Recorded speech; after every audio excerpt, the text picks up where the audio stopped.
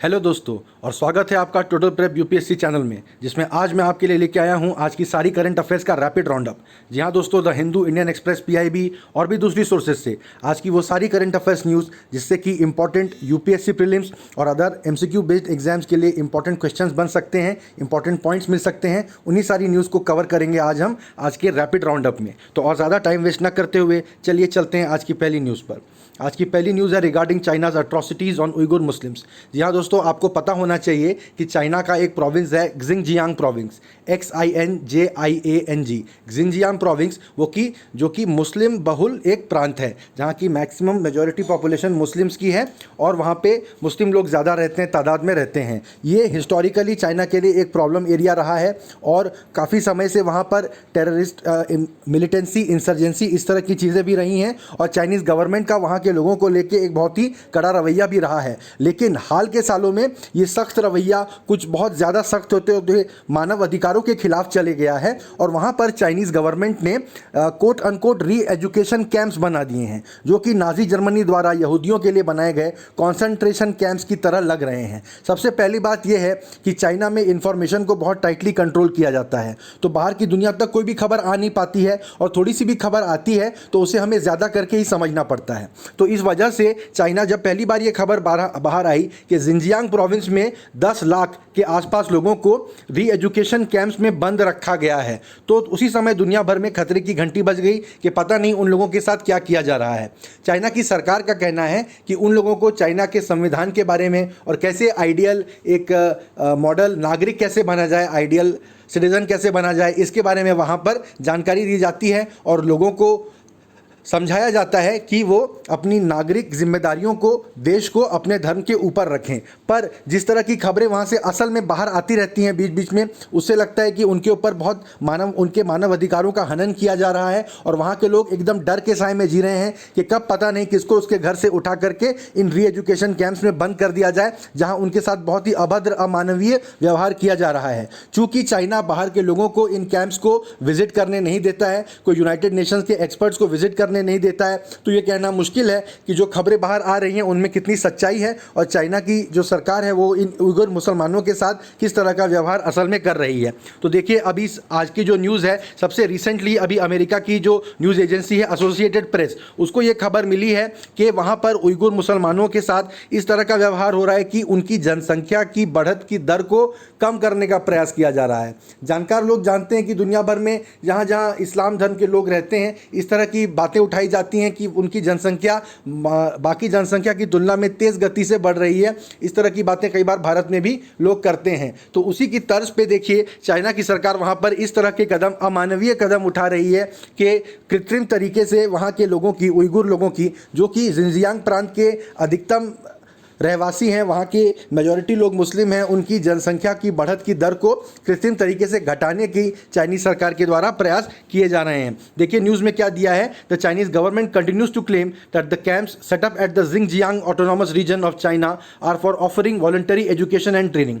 However the authorities running these camps have been instructed by the government to run these camps as high security prisons with punishments, no escapes, strict disciplines, etc. देखिए कहा जा रहा है कि voluntary camp हैं, पर जिन लोगों को, जो अधिकारी इन कैंपों को चलाते हैं, उनको ऐसे इंस्ट्रक्शन दिए गए हैं, निर्देश दिए गए हैं कि इन्हें हाई सिक्योरिटी प्रिजन की तर्ज पर चलाया जाए, किसी को भागने ना दिया जाए, कोई नियम तोड़ने पर दंड का प्रावधान हो, वगैरह वगैरह। तो आप समझ सकते हैं कि यहाँ पर असल में क्या हो रहा है। एसोसिएटेड प्रेस ने जो अभी इन्वेस्टिगेशन की है उससे पता चल रहा है कि महिलाओं को, the women are regularly forced to pregnancy checks and they are forced to take IUDs। अब सोचिए किसी के घर में ज़बरदस्ती घुस के कोई महिलाओं से कहे कि आप प्रेगनेंसी टेस्ट लीजिए, या ज़बरदस्ती इस तरह के IUD जो इंट्रा यूटेरिन डिवाइस है, वो एक कॉन्ट्रासेप्शन का डिवाइस है, कॉपर टी की तरह। आप जैसे भारत में कॉपर टी इस्तेमाल किया जाता है काफ़ी, उसके जैसा आप इसको समझ सकते हैं कि इसके इस्तेमाल से महिलाओं को गर्भ निरोध के लिए प्रोत्साहित किया जाता है, पर यहाँ पर इसका इस्तेमाल वॉलंटरी ना होके, स्वैच्छिक ना होके उन्हें मजबूर किया जाता है, उन्हें विवश किया जाता है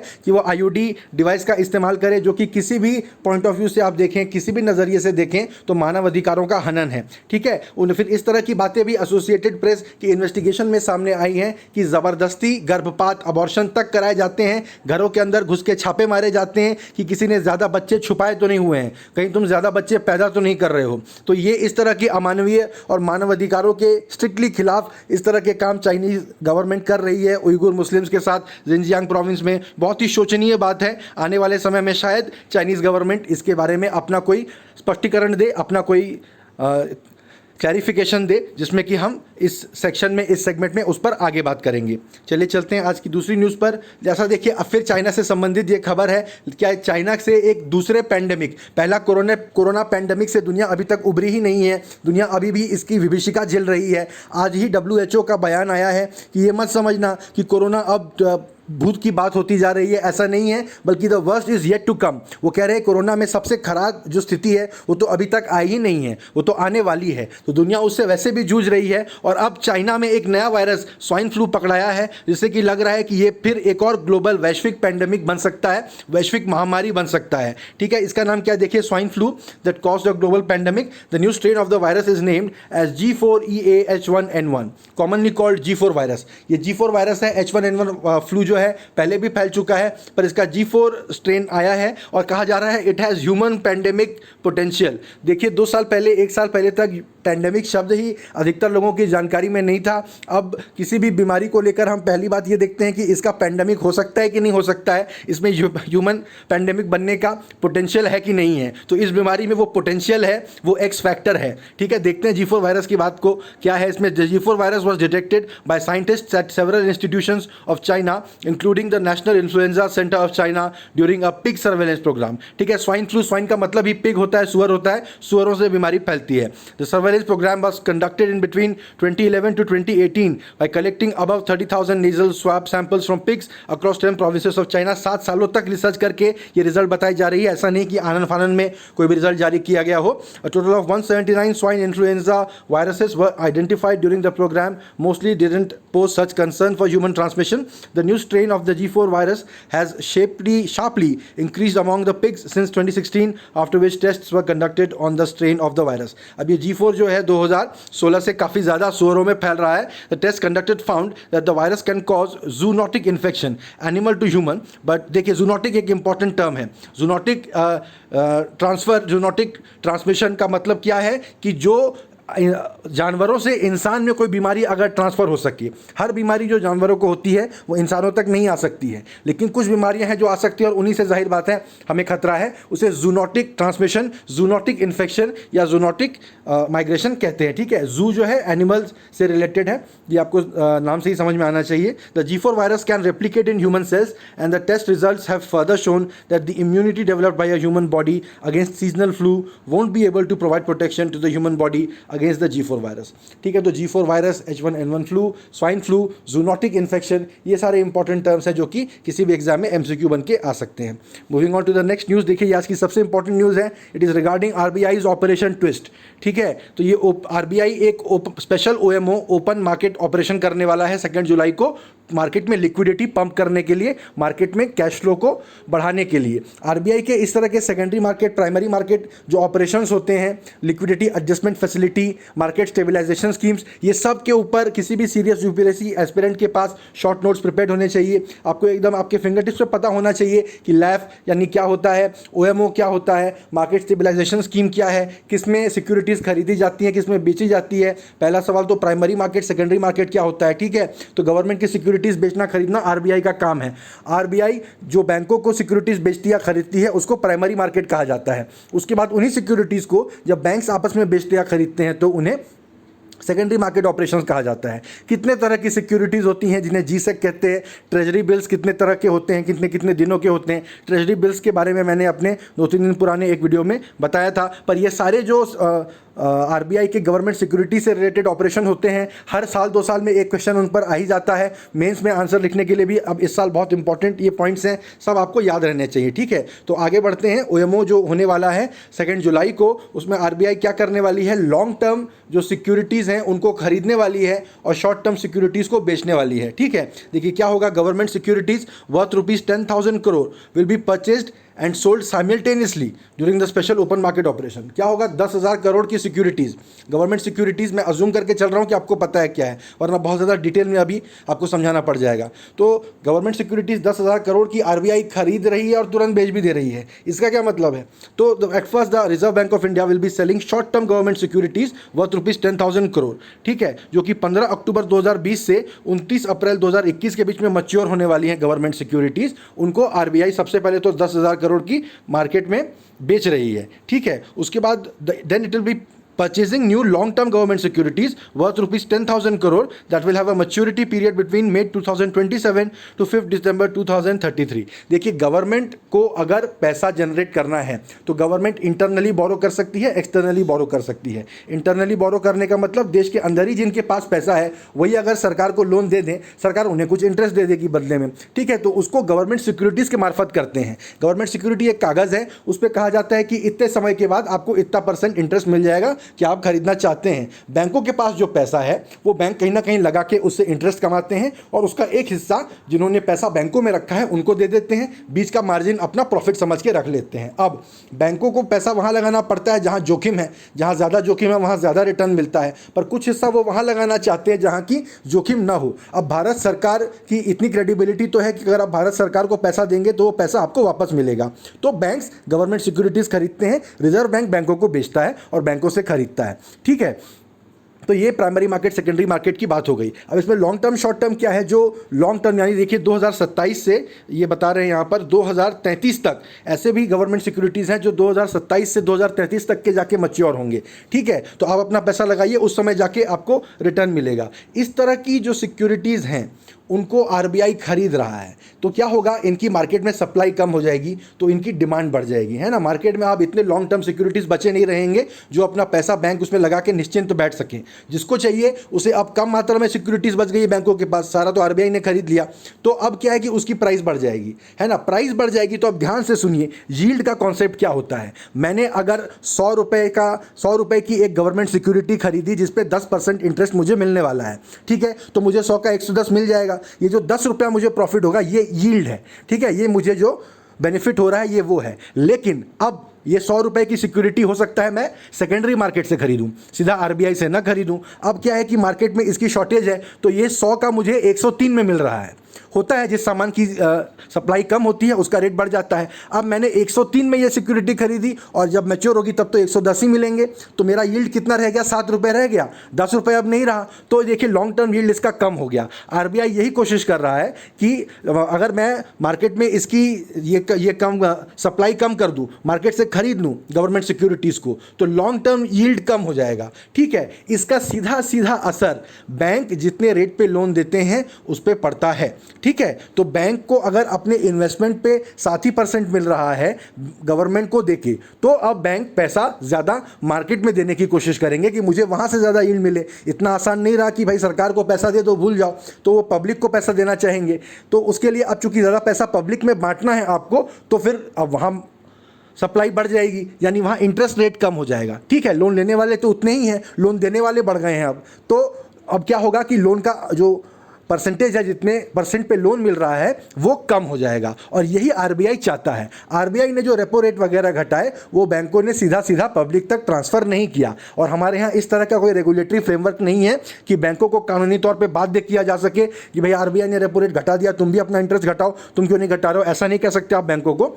तो ये एक तरीका आरबीआई ने निकाला है कि जिसके ज़रिए मार्केट में लोन का जो इंटरेस्ट रेट है वो कम किया जाए ताकि इकोनॉमी में एक्टिविटी बढ़े। अगर थोड़ी कम दरों पे लोन मिलेगा तो बिजनेसमैन उन पैसे को लेकर नए नए प्लांट लगाएंगे और एग्जिस्टिंग प्लांट्स में ज़्यादा प्रोडक्शन करेंगे, ठीक है। तो उससे उनकी सहायता हो जाएगी और एम्प्लॉयमेंट जनरेट होगा, इकोनॉमी का चक्का वापस से घूमने लगेगा जो कि कोरोना की वजह से अफेक्ट हो गया है, ठीक है। ये आई होप आपको समझ में आ गया होगा। जितना डिटेल में समझाया जा सकता था एक करंट अफेयर्स की वीडियो में, उतना मैंने आपको यहाँ पर समझा दिया है, ठीक है। अब ये जो बॉक्स है पिंक कलर का, रेड कलर का, देखिए आइए उसको देखते हैं। Open market operations refers to a central bank buying और selling short term treasuries in the open market in order to influence the money supply. Basically वही गवर्नमेंट की सिक्योरिटी आप खरीद रहे हो, बेच रहे हो ताकि मार्केट में कितना पैसा उपलब्ध है, देश की अर्थव्यवस्था में कितना पैसा उपलब्ध है उसको अफेक्ट करने के लिए। देखिए, अगर आरबीआई सिक्योरिटीज़ को खरीदती है तो खरीदेगी, पैसा देकर ही खरीदेगी, तो पैसा देश में बढ़ जाएगा।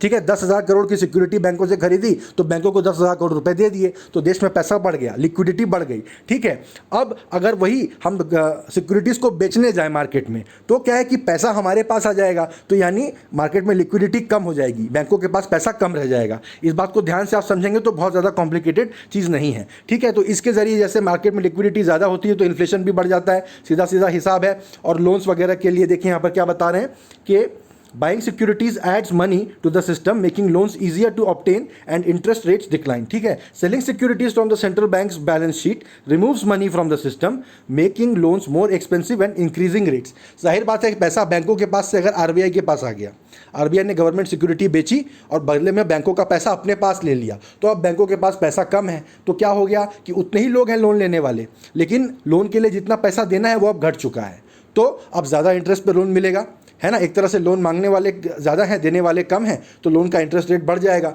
इससे मार्केट में पैसे की सप्लाई कम हो जाएगी। ये इन्फ्लेशन का रेट घटाने के लिए किया जाता है। ठीक है, इसी का उल्टा अगर हम गवर्नमेंट सिक्योरिटीज़ को खरीदेंगे और मार्केट में पैसा डाल देंगे तो होगा जैसा कि मैंने आपको बताया था। ठीक है, अब इसको ऑपरेशन स्विच भी बोला जा रहा है। ठीक है, ऑपरेशन स्विच क्या होता है, देखिए, ऑपरेशन ट्विस्ट, स्विच नहीं, ट्विस्ट बोला जा रहा है।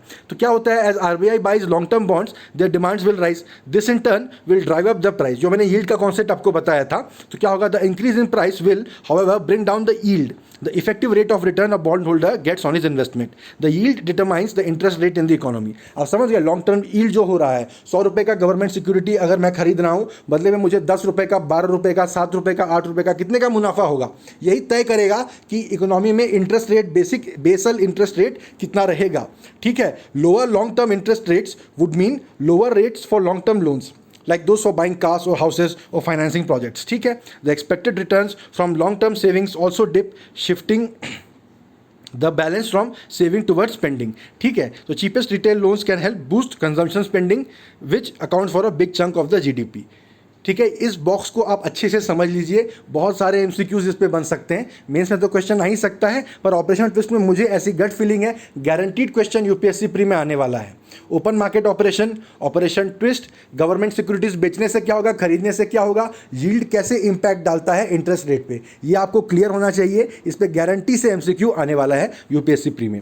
ठीक है, moving on to the next news about this is about indigenously developed Covaxin gets DGCI approval for human clinical trials. The Director General for the Drug Controller General of India जो हैं उन्होंने approval दे दिया है for phase 1 and phase 2 human clinical trials for covid vaccine Covaxin. ठीक है, तो अब India में एक वैक्सीन बन गई है कोरोना के लिए, कोरोना वैक्सीन, तो नाम कोवैक्सीन हो गया है उसका। ठीक है, ये कहाँ बनी है, in association with the Indian Council of Medical Research and the National Institute of Virology, NIV कहाँ है, पुणे में है।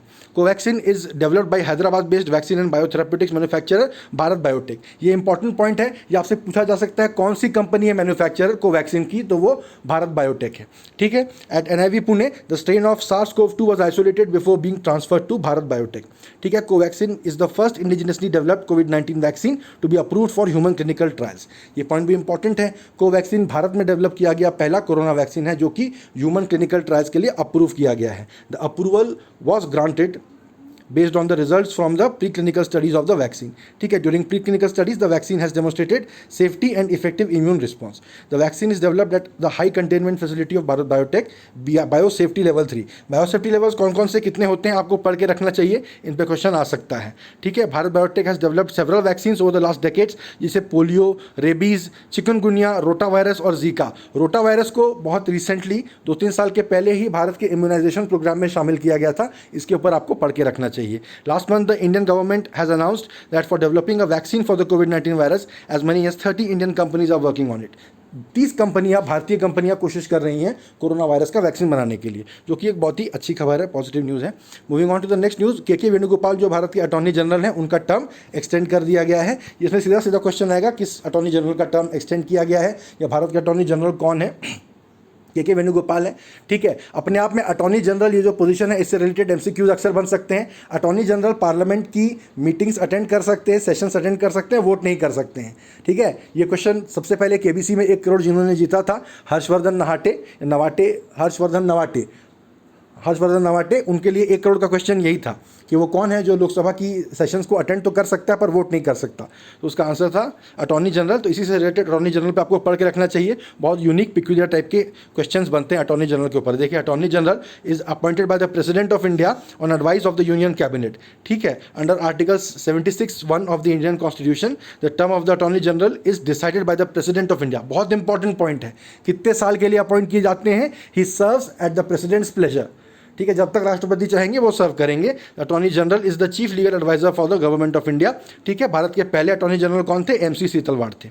ठीक है, moving on to the next news. India world bank, भाई कल ही हमने बात की थी कि वर्ल्ड बैंक किसी प्रोजेक्ट्स को इंडिया में स्मार्ट करके SMART स्मार्ट प्रोजेक्ट्स को फाइनेंस कर रहा है, जिसमें कि रूरल एरियाज़ में एजुकेशन के लिए वर्ल्ड बैंक पैसे दे रहा है। इस तरह की बात सामने आई थी। अब देखिए, तमिलनाडु गवर्नमेंट के साथ 2 अलग अलग प्रोजेक्ट हैं जो कि थोड़े लोअर इनकम लोगों की हाउसिंग के लिए प्रोजेक्ट चल रहे हैं 2, वहाँ पर वर्ल्ड बैंक फाइनेंस कर रहा है। ठीक है, इसमें देखिए पॉइंट क्या है, कौन से मतलब MCQ के लिए इंपॉर्टेंट पॉइंट क्या है, आपसे पूछेगा कौन से राज्य में हाउसिंग प्रोजेक्ट्स के लिए वर्ल्ड बैंक पैसे दे रहा है, इसको घुमा फिरा के पूछेगा, तो वो है तमिलनाडु। ठीक है, तमिलनाडु। और वर्ल्ड बैंक की कौन सी आर्म लेंडिंग का काम करती है?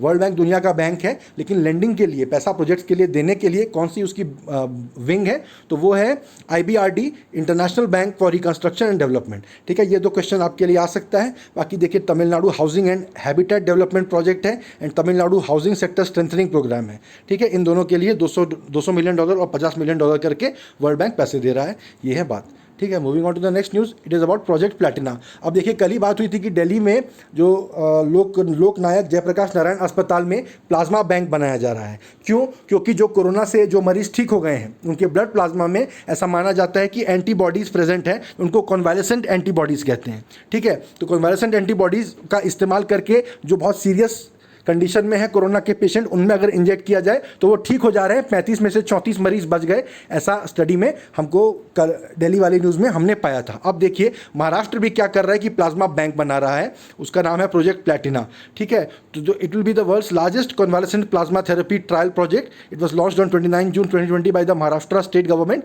The name of the project is platina. The project was virtually launched by chief minister of Maharashtra Uddhav Thackeray. ठीक है, ICMR ने अप्रूवल दिया है to conduct plasma therapy in COVID-19 positive patients admitted in the 21 COVID-19 hospitals of the Maharashtra state government। अब जब दिल्ली में इस तरह के इंकरेजिंग रिजल्ट्स आए हैं तो जाहिर बात है कि पूरे देश में लोग चाहेंगे कि इस थेरेपी को ट्राई किया जाए। सबसे आसान थेरेपी है ये तो, कि जो कोरोना से ठीक हो रहे हैं उनका ब्लड प्लाज्मा थोड़ा सा निकाल लिया और उसको फिर डेवलप करके डाल दिया जो पेशेंट सीरियस हैं, और अगर उनकी जान बच जाए तो फिर कितनी अच्छी बात है। प्रोजेक्ट प्लैटिना क्या है देखिए, in the absence of a definite treatment और drugs for the COVID-19 positive patients, convalescent plasma therapy has shown encouraging results on patients across the world. As Maharashtra has been the worst hit state in India by the COVID-19 pandemic, trial under Project Platina will help in creating a robust data। ठीक है, project Platina में basically अलग अलग लोगों को ये blood plasma दिया जाएगा, convalescent प्लाज्मा दिया जाएगा और रिजल्ट्स को रिकॉर्ड किया जाएगा। अगर यहाँ भी ये सक्सेसफुल हो जाता है तब तो फिर पूरे देश भर में यही अप्रोच ट्राई किया जाएगा। फिर वैक्सीन का वेट क्या करना, फिर तो जो फिर या किसी दवाई के ऊपर भी क्या जाके डिपेंड करना, जब जो पेशेंट ठीक हो रहे हैं वो खुद ही उनका ब्लड दवाई बना रहा है। ठीक है, प्लाज्मा थेरेपी के बारे में भी यही है जो मैंने आपको बताया, जो ठीक हो गया उसका ब्लड प्लाज्मा लेके जो सीरियस कंडीशन में पेशेंट है उसको दिया गया तो वो ठीक हो जा रहे हैं। ठीक है, तो गाइज ये थैंक यू, ये थी आज की करंट अफेयर्स की कवरेज। मुझे उम्मीद है कि मेरा अप्रोच आपको पसंद आया होगा और वो सारे पॉइंट्स जो मैंने आपको बताया, आज बहुत ही इंपॉर्टेंट सेशन था, बहुत इंपॉर्टेंट MCQ बेस्ड न्यूज़ थे, खास करके गवर्नमेंट सिक्योरिटीज़ और RBI ऑपरेशन ट्विस्ट से रिलेटेड जितने पॉइंट्स थे आप बिल्कुल उनको डिटेल में पढ़ के देखिए, उन सबको डिटेल में नोट्स बना के प्रिपेयर करके रखिए, बिल्कुल क्वेश्चन आने वाले हैं। अगर आपको मेरी वीडियोज़ पसंद आ रही हैं तो मेरे चैनल को सब्सक्राइब करिए, वीडियो को लाइक करिए, अपने दोस्तों के साथ शेयर करिए और कमेंट सेक्शन में मुझे बताइए कि आप और किस तरह की UPSC प्रिपरेशन रिलेटेड वीडियोज़ मेरे चैनल पर देखना चाहेंगे। ठीक है, थैंक यू गाइज, मिलते हैं कल।